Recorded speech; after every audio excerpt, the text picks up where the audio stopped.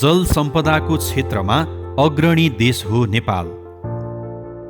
प्रशस्त नदीनाला र अनुकूल भूधरातल भएको नेपालले आफ्नो समृद्धिको भविष्य जलविद्युत विकाससँग जोड्दै आएको छ, जुन स्वाभाविक पनि हो। झण्डै 83,000 मेगावाटको विद्युत उत्पादन क्षमता भएको नेपालमा अर्थतन्त्रलाई सबल बनाउने एउटा माध्यम हो जलविद्युत। नेपालमा पहिलो पटक विद्युतको विकास फर्पिङ जलविद्युत आयोजनाको स्थापनाबाट सुरु भएको हो। विक्रम सम्वत 1968 फर्पिङको 500 किलोवाटबाट सुरु भएको विद्युत विकास आयोजनाले 2079 सालसम्म आइपुग्दा झण्डै 110 वर्षको इतिहास पार गरिसकेको छ। हाल देशभित्रको विद्युत उत्पादन क्षमता 2000 भन्दा बढी मेगावाट पुगेको छ। विद्युत प्रसारण प्रणालीमा उच्च खपत हुने समयमा दैनिक 1700 मेगावाट विद्युतको माग हुने गरेको छ। मुलुकलाई विद्युतमा आत्मनिर्भर बनाउने लक्ष्य अनुरूप विद्युत आयोजना निर्माणको कार्य भइरहेको छ। मुलुकमा विद्युतको विकास तीव्र रूपमा अघि बढिरहेको सन्दर्भमा 2076 विद्युत नियमन आयोगको स्थापना भएको हो। खास गरी विद्युत उत्पादन, प्रसारण, वितरण र बजारीकरण गर्ने सम्बन्धमा नियमन गर्ने उद्देश्यले यस आयोगको स्थापना भएको हो। विद्युत नियमन आयोग ऐन 2074 तथा विद्युत नियमन आयोग नियमावली 2075 अन्तर्गत स्वतन्त्र नियामक निकायको रूपमा आयोगले कार्य गर्दै आएको छ। 2076 साल वैशाख 25 गते पदाधिकारी नियुक्ति पश्चात आयोगले ऐन अनुसार प्राविधिक व्यवस्थापन गर्ने, विद्युत महसुल दर निर्धारण गर्ने, विद्युत खरिद बिक्रीको नियमन गर्ने, विद्युत क्षेत्रमा प्रतिस्पर्धा कायम गर्ने, उपभोक्ताको हक हित संरक्षण गर्ने तथा सरकारलाई नीतिगत सल्लाह सुझाव दिने लगायतका जिम्मेवारी वहन गर्दै आएको छ। हाल आयोगको प्रथम अध्यक्षमा दिल्ली बहादुर सिंह र सदस्यहरू रामेश्वर प्रसाद कलवार, भागीरथी भट्टराई गेवाली हुनुहुन्छ भने गौतम डङ्गोल हालै मात्र सदस्यमा नियुक्त हुनुभएको छ। एक सदस्य पद अझै रिक्त रहेको छ। आयोगको सचिवको रूपमा गोकर्ण राज पन्थ कार्यरत हुनुहुन्छ। ऐनद्वारा निर्धारित प्रोटोकलको हिसाबले आयोगका अध्यक्षलाई राष्ट्रिय योजना आयोगका माननीय सदस्य सरह र सदस्यलाई नेपाल सरकारका विशिष्ट श्रेणी सरह पदाधिकार कायम गरिएको छ। नेपाल सरकारले स्वीकृत गरेको दरबन्दी अनुसार लोकसेवा आयोगबाट कर्मचारी पदपूर्ति भइ नसकेकोले हाल ऊर्जा मन्त्रालयले काजमा खटाएका कर्मचारीहरूबाट आयोगको नियमित काम कारबाही भइरहेको छ। विद्युत नियमनको कार्यको लागि यस आयोगले गर्नुपर्ने कार्य सम्पादनको लागि यस आयोगमा 39 जनाको दरबन्दी स्वीकृत भएको छ। त्यसमध्ये 8 जना स्थायी र 15 जना करार सेवाबाट पदपूर्ति भएको छ र विद्युत नियमन आयोगको कामलाई थप व्यवस्थित गर्नको लागि कर्मचारी विनियमावली तयार गरी स्वीकृतिको चरणमा छ। कर्मचारी विनियमावली स्वीकृत भइसकेपछि यसको छुट्टै आफ्नै कर्मचारीको व्यवस्था हुनेछ र त्यतिन्जेलसम्मलाई नेपाल सरकारले उपलब्ध गराएका कर्मचारीहरू काजमा आई यस आयोगको काम कारबाहीहरू अगाडि बढिरहेको अवस्था छ। सीमित जनशक्ति र स्रोत साधनका बावजुद पनि आयोगले विगत 3 वर्षको अवधिमा व्यावसायिक कार्य योजना, अत्यावश्यक विनियमावली तथा निर्देशिकाहरू तर्जुमा गरी लागू गरिसकेको छ। करिब 3 वर्षको अवधि भयो। त्यसमा हामीले थुप्रै कामहरू गरेका छौँ, जसमा प्राथमिक तथा हक परिच्छेद निष्कासनको पूर्व स्वीकृति 34 वटा, विद्युत कम्पनीको सेयर संरचना परिवर्तनको स्वीकृति 66 वटा, विद्युत कम्पनीको विद्युत खरिद बिक्री दरको निर्धारण तथा विद्युत खरिद सम्झौतामा सहमति, जसले पिपिए भन्छ, त्यसको 40 वटा, विद्युत खरिद सम्झौताको संशोधनको सहमति 173 वटा, विद्युत कम्पनीको स्वामित्व हस्तान्तरण, प्राप्ति र ग्रहण, जसले एक्विजिसन मर्जर, त्यो 7 वटा, र विद्युत कम्पनीको सेयर खरिद बिक्रीको सहमति 7 वटा गरेर जम्मा 327 वटा हालसम्म निवेदनहरू, फाइलहरू उप निर्णय दिएर हामीले फर्चौर गरिसकेको अवस्था छ। विद्युत नियमन आयोग स्वतन्त्र र स्वायत्त निकाय हो, तथापि आयोगका निर्णय र काम कारबाही प्रत्यक्ष रूपमा प्राधिकरण लगायत विद्युत उत्पादक, वितरक र उपभोक्ता आदिसँग सम्बन्धित हुन्छन्। विद्युत महसुल दर निर्धारण, विद्युत खरिद बिक्री दर निर्धारण, विद्युत खरिद बिक्री लगायतका विषयमा आयोग र प्राधिकरण बीच समन्वयात्मक रूपमा कार्य हुँदै आएको छ। आयोगको स्थापनासँगै प्राधिकरणलाई विद्युत उत्पादन र वितरण कार्यमा सहजता मिलेको छ। विद्युत नियमन आयोगको तेस्रो वार्षिक साधारण सभाको उपलक्ष्यमा नेपाल विद्युत प्राधिकरण र मेरो व्यक्तिगत तर्फबाट हार्दिक शुभकामना व्यक्त गर्दछु। आगामी दिनमा विद्युत नियमन आयोगले ऊर्जा क्षेत्रको विकासको लागि अग्रगामी कामहरू गर्दै अगाडि बढोस् भन्ने शुभकामना पनि व्यक्त गर्न चाहन्छु। नेपाल विद्युत प्राधिकरणले देशभर हालसम्म करिब 51,17,000 ग्राहकहरूलाई विद्युत सेवा प्रवाह गर्दै आएको छ। कुल ग्राहस्थ मध्ये ग्राहस्थ ग्राहकले 41.85%, औद्योगिक ग्राहकले 35.61% र अन्य ग्राहकले 22.54% विद्युत उपभोग गरिरहेका छन्। नेपाल विद्युत प्राधिकरण बाहेक 281 वटा स्थानीय सामुदायिक संस्थाहरूबाट करिब 5 लाख ग्राहकहरूलाई सेवा प्रदान भइरहेको छ। यसरी वितरण गरिएको विद्युत सेवालाई भरपर्दो, सर्वसुलभ, गुणस्तरयुक्त र सुरक्षित बनाउने काममा आयोग लागि परेको छ। आयोगको काम कारबाहीप्रति ऊर्जा उत्पादक क्षेत्र समेत सन्तुष्ट रहेका छन्। स्वतन्त्र ऊर्जा उत्पादकहरूको संस्था र व्यक्तिगत रूपमा पनि विभिन्न मानिसहरूले यो जलविद्युत क्षेत्रको नियमन गर्नलाई चाहिँ यस्तो किसिमको चाहिँ आयोगको आवश्यकता छ भन्ने महसुस गरेर जुन गठन भयो त्यो स्वागतयोग्य थियो। र त्यो गठन पश्चात चाहिँ त्यसले गर्नुपर्ने कामहरूको बारेमा ऐनमा प्रष्ट उल्लेख भएको छ र त्यसैको आधारमा नियमन आयोग गठन भइसकेपछि केही राम्रा कामहरू भएका छन् र कतिपय कुराहरू समयमा हुन नसक्ने एउटा अप्ठ्यारो चाहिँ छ। त्यो भने के हो भने नियमन आयोगमा जति चाहिँ त्यो कर्मचारी चाहिने, सेवा सुविधा चाहिने, इन्फ्रास्ट्रक्चर चाहिने त्यो चाहिँ अहिलेसम्म हुन सकेको छैन।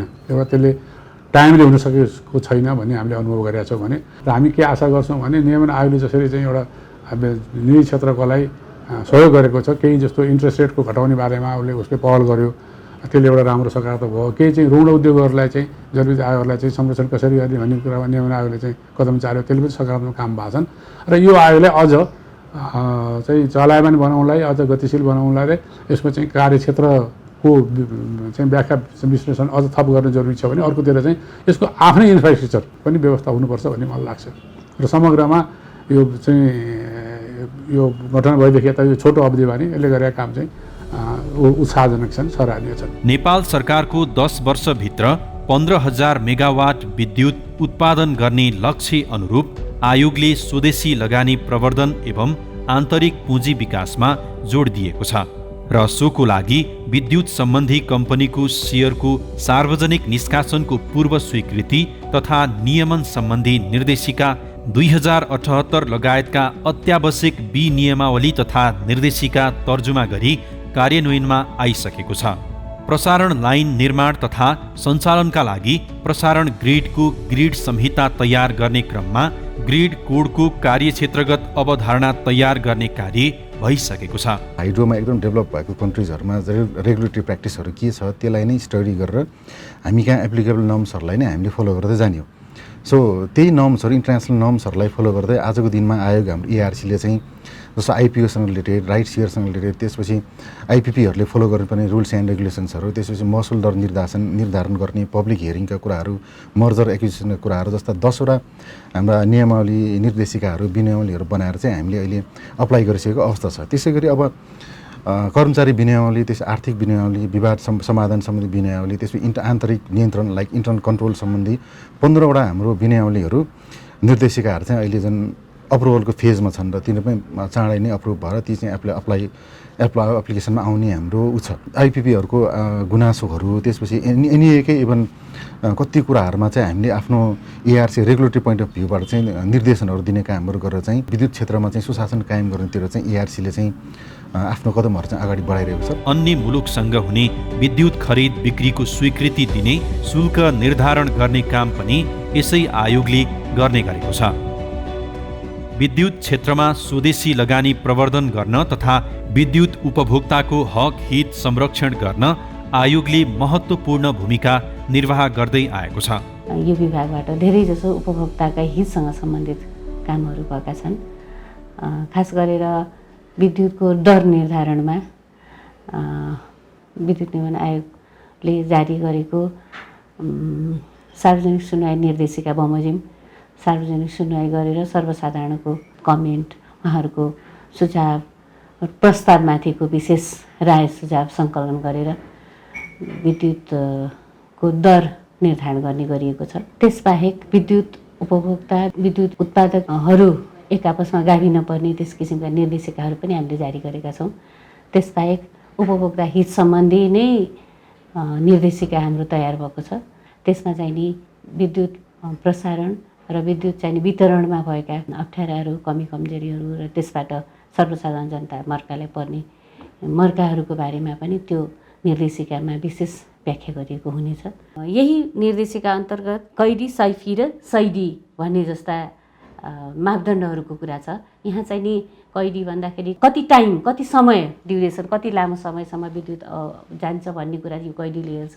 सैफीले चाहिँ नि फ्रिक्वेन्सी, कति पटक त एक दिनभरिमा कति पटक विद्युत पावर कट अफ हुन्छ भन्ने जस्ता कुराहरूको यही निर्देशिकामा चाहिँ नि व्याख्या गरिएको र त्यसका मापदण्डहरू बनाउने प्रयास गरिएको छ। यसमा चाहिँ नि उपभोक्ताले विद्युत सेवा गुणस्तरयुक्त र अवरोध बिना पाउन् भन्ने हिसाबले गरिने सर्वेक्षणहरूका क्लजहरू हुन् कैदी, सैफी, कैदी भन्ने कुराहरू। विद्युत प्रणालीको गुणस्तर, विद्युत सेवा सम्बन्धी ग्रिड संहिता लगायतका सन्दर्भमा आयोगले तदारुकताका साथ कार्य गरिरहेको छ।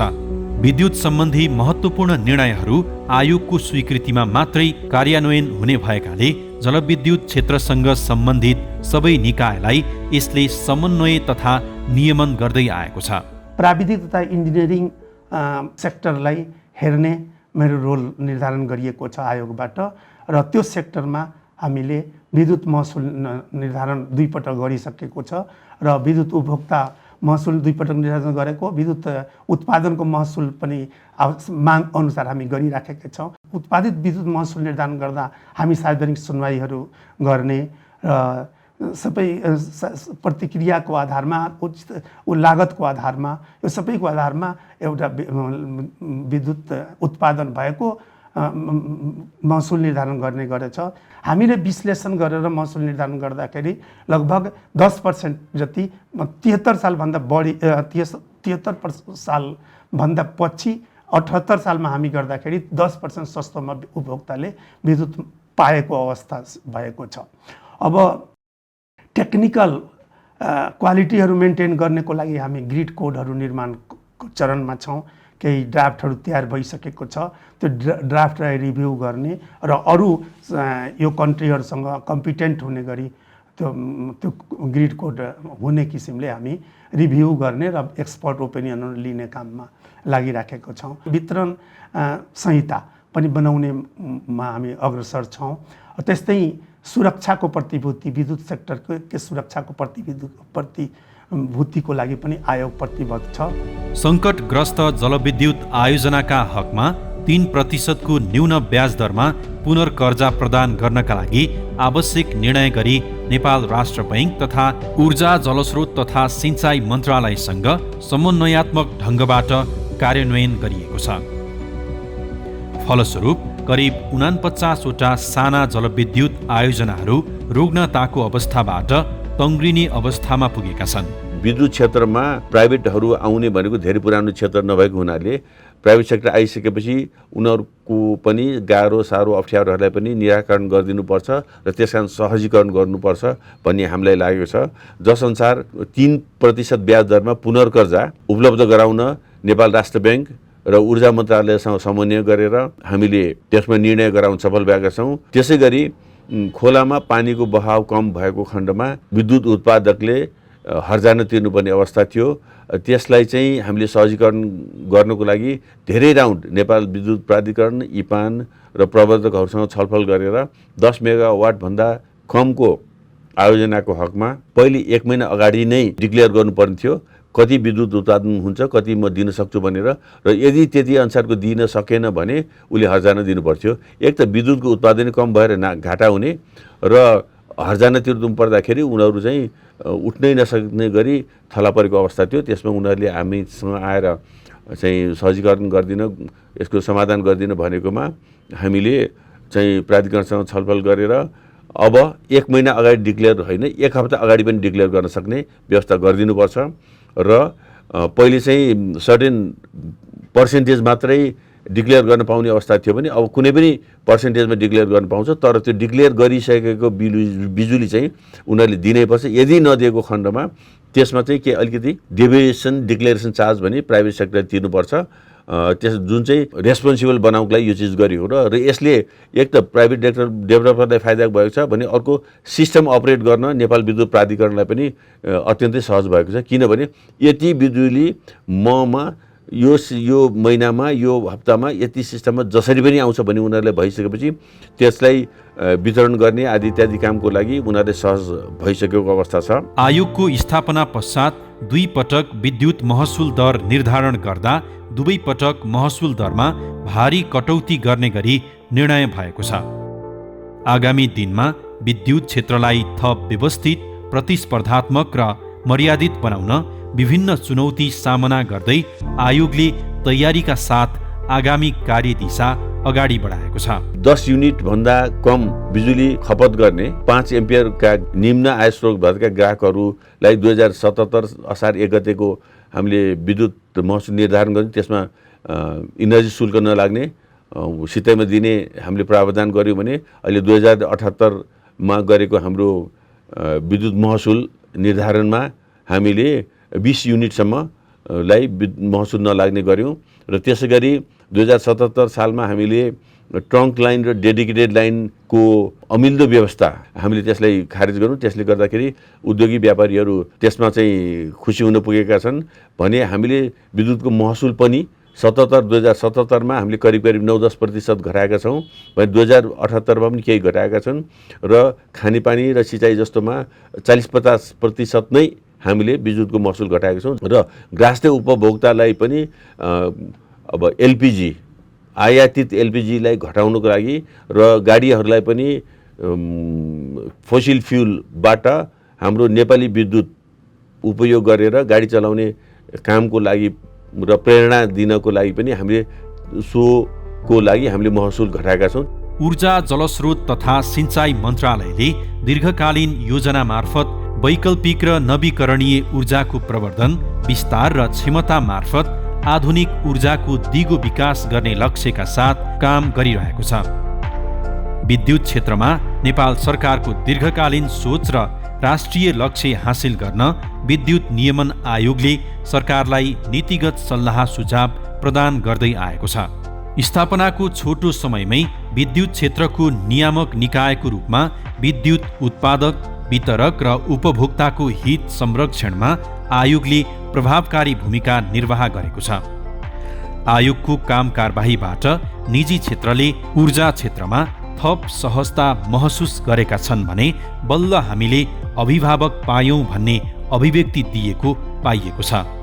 विद्युत नियमन आयोगको स्थापनापछि निजी क्षेत्रले लगानी मैत्री वातावरण बनेको तथा पुँजी विकासमा महत्त्वपूर्ण फड्को मारेको महसुस गरेका छन्, जसले साना जलविद्युत आयोजनाको उत्थानका लागि समेत योगदान पुगेको छ।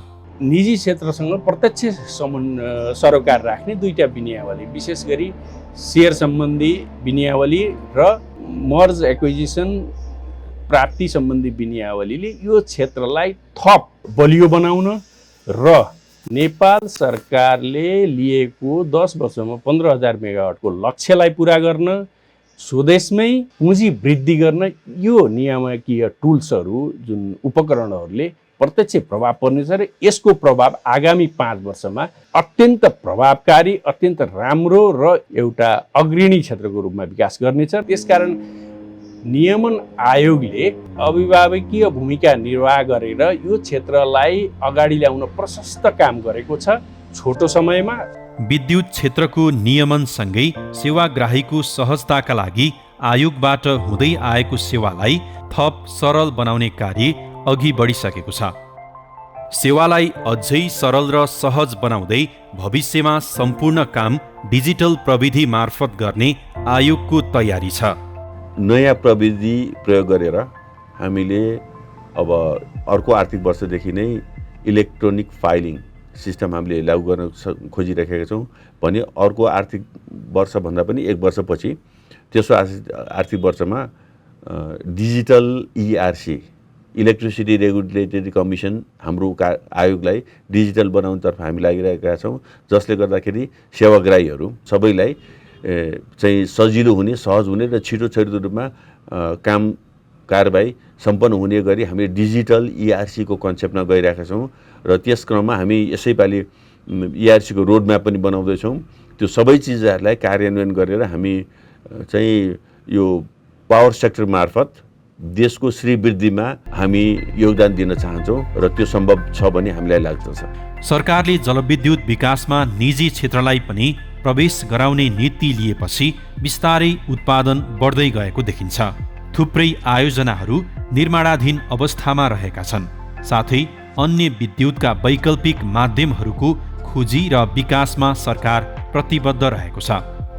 विद्युत उत्पादनको विकास क्रमसँगै आयोगको स्थापनापछि विद्युतको आन्तरिक बजार विस्तार तथा अन्तर्राष्ट्रिय बजार विस्तारमा थप सहजीकरण भएको छ। आयोगले एकातर्फ विद्युत उत्पादन, प्रसारण, वितरण र व्यापारलाई नियमित, व्यवस्थित र पारदर्शी बनाउनमा कार्य गरिरहेको छ भने अर्कोतर्फ उपभोक्ताको हक हितलाई ध्यानमा राखी विद्युत महसुल नियमन सेवालाई भरपर्दो र सुरक्षित बनाउनका लागि महत्त्वपूर्ण भूमिका निर्वाह गरेको छ, जसले गर्दा समग्र विद्युत उत्पादन र व्यवस्थापन चुस्त दुरुस्त बनेको छ। छोटो समयमै विद्युत नियमन आयोगले महत्त्वपूर्ण भूमिका निभाएको छ। हाइड्रो पावर व्यवसायीहरू, डेभलपर्सहरूलाई यसले ट्रान्समिसन, जेनेरेसन, प्रोडक्सन तथा अन्य लगायत व्यापारमा सहयोग गरेको छ।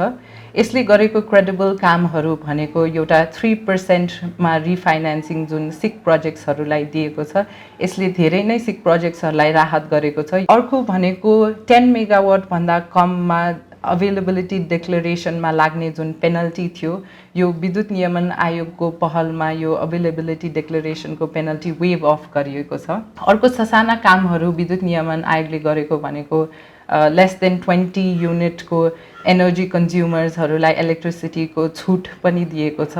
अब एज अ डाइरेक्ट प्रोजेक्ट फन्डिङमा पनि यो राइट इस्युएन्स अप्रुभल जुन छ नि, यो नियमन आयोगले धेरै नै अगाडि बढाएको छ। यसले फ्युचरमा आउने जलविद्युत आयोजनाहरूलाई क्यापिटलमा समस्या पर्नेहरू अलिकति घटाएको देखिन्छ। फ्युचरमा एज अ गार्जियन अर्गनाइजेसन विद्युत नियमन आयोगले अझै पनि व्यवसायीहरूलाई, डेभलपर्सहरूलाई जति पनि प्रब्लम्सहरू छ यो अझै पनि इराडिकेट गरेर सहजीकरण गराउँछ भन्ने हामीलाई लाग्दछ र यसको लागि म बेस्ट विशेस पनि भन्न चाहन्छु।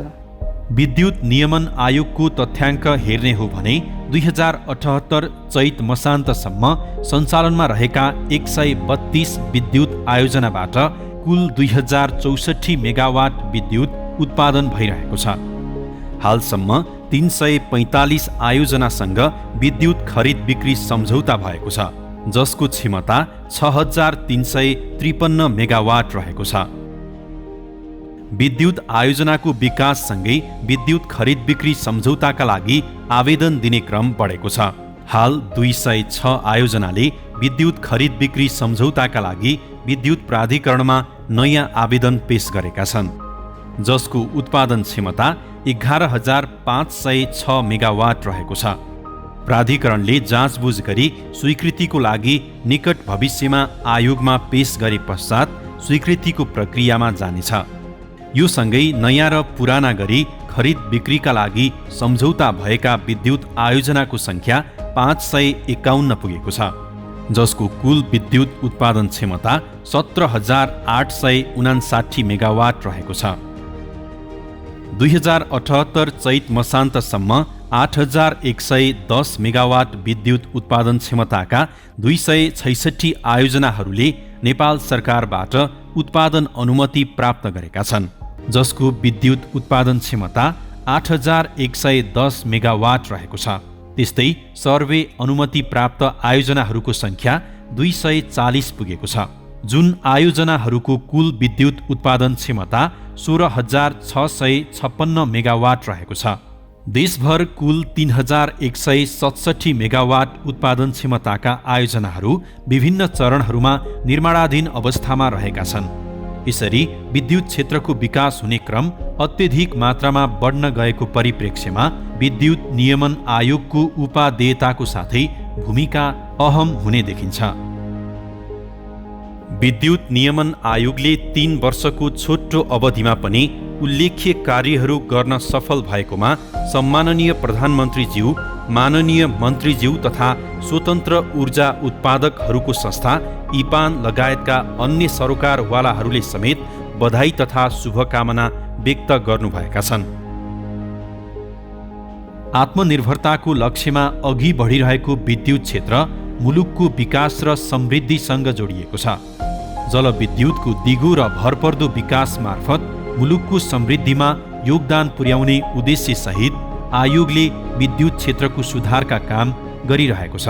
विद्युतको बहुआयामिक, समन्वयिक एवं दिगो विकास तथा बहुउपयोगबाट आर्थिक समृद्धि तथा सामाजिक रूपान्तरणमा टेवा पुर्याउन विद्युत नियमन आयोग सक्षम हुने अपेक्षा लिइएको छ।